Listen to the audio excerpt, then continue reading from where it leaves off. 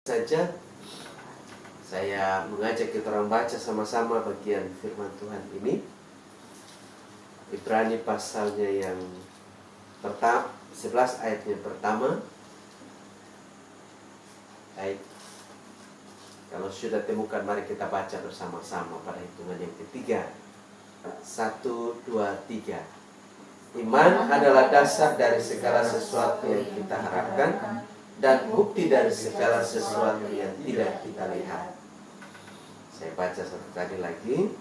Iman adalah dasar dari segala sesuatu yang kita harapkan dan bukti dari segala sesuatu yang tidak kita lihat.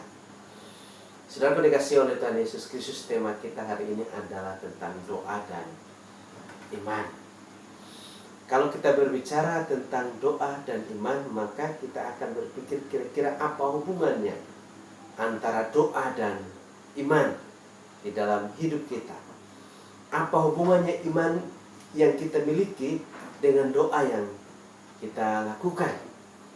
Saudara dikasihi oleh Tuhan Yesus Kristus, sejauh manakah iman itu mempengaruhi kehidupan doa kita?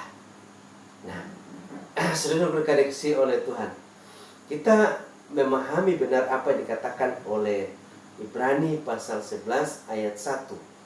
Dia katakan begini, iman adalah dasar dari segala sesuatu yang kita harapkan. Kalau kita berbicara tentang harapan ini, maka sebenarnya kita berbicara tentang doa. Harapan adalah sesuatu yang disampaikan, kemudian yang disampaikan itu tentunya ada harapan di sana.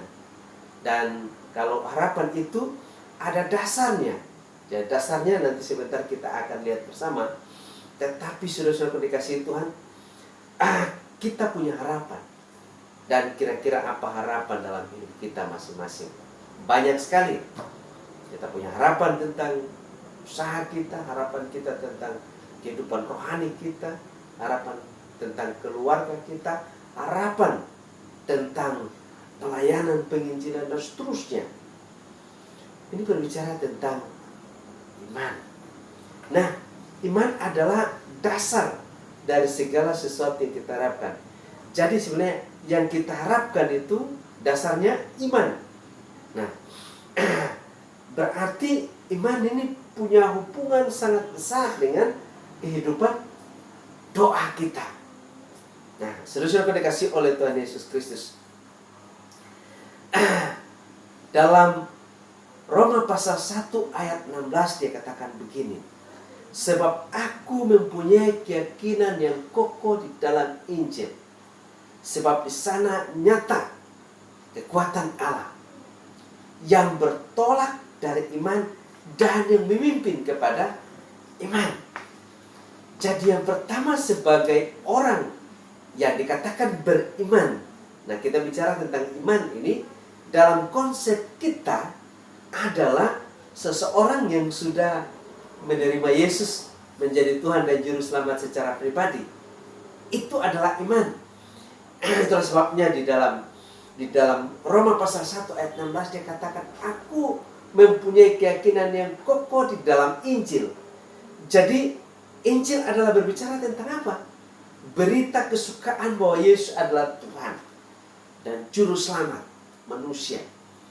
Setiap orang yang menerima karena iman, dan kemudian hidup seterusnya juga karena iman, dipimpin oleh iman. Nah, dalam hubungan dengan ini, keyakinan kita untuk menjadikan Yesus sebagai Tuhan dan Juru Selamat kepada ini penting sekali. Ini adalah berbicara tentang kita yang dikatakan orang beriman. Jadi orang beriman dalam hubungan dengan kita, dengan konsep agama yang lain berbeda. Karena bertolak dari iman kepada siapa? Injil Yesus Kristus.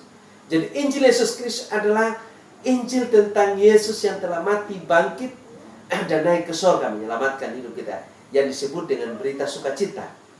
Itulah sebabnya ketika kita menerima, kita dikatakan orang beriman.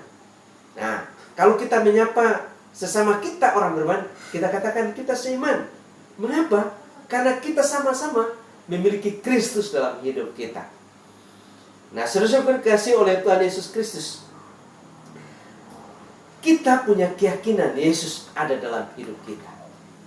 Ini yang pertama, sebagai orang yang percaya. Nah, kita punya keyakinan ini harus didasarkan atas keputusan kita. Kalau di dalam Yohanes 3:16 dikatakan, karena begitu besar kasih Allah akan dunia ini, sehingga ia mengaruniakan anak yang tunggal, supaya setiap orang yang percaya kepadanya tidak binasa, melainkan beroleh hidup yang kekal. Jadi hidup yang kekal itu diterima karena diberikan oleh Tuhan Yesus Kristus, oleh Allah Bapa kepada dunia ini melalui anaknya.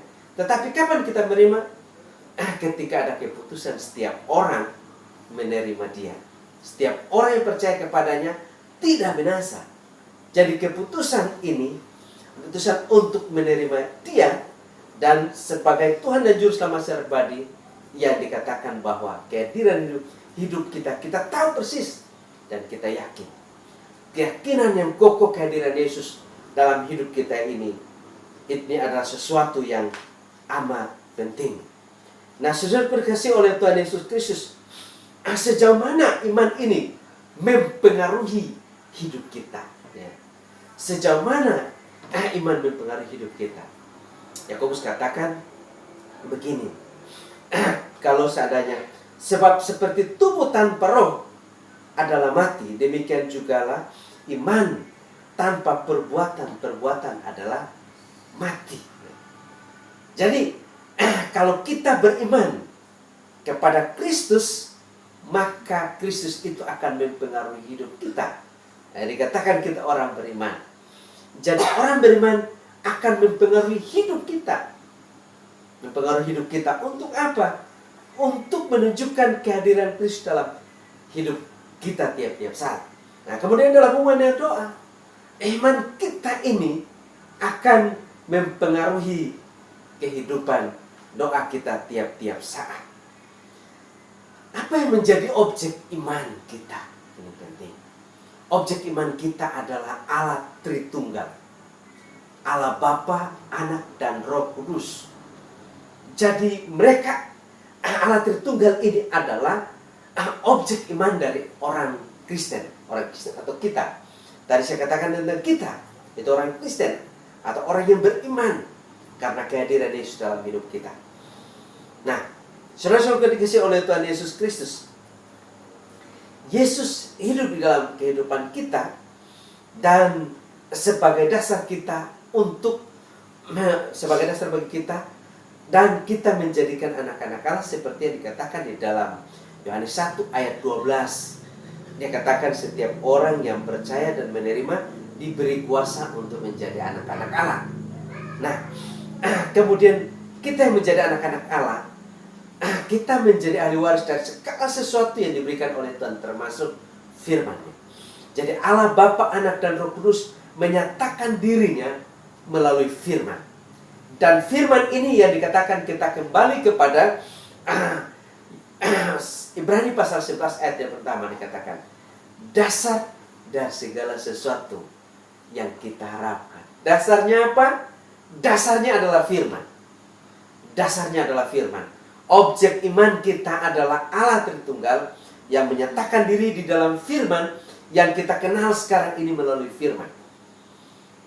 Jadi dasar kita adalah firman. Kemudian yang berikutnya dikatakan bukti dari segala sesuatu yang tidak kita lihat. Kita belum lihat faktanya sekarang, tetapi ketika kita melihat Alkitab mengatakan, maka kita mengatakan kita sudah melihatnya tanpa kita melihat. Jadi iman adalah dasar dari segala sesuatu dan bukti dari segala sesuatu yang tidak kita lihat. Dasarnya apa? Adalah firman Tuhan itu sendiri. Nah, kita menjadi orang percaya karena iman kita kepada Kristus. Nah, bagaimana kita bisa dapat melihat hubungan iman dan keselamatan? Tadi saya katakan bahwa tadi ketika kita menerima Yesus menjadi Tuhan dan Juru Selamat pribadi, maka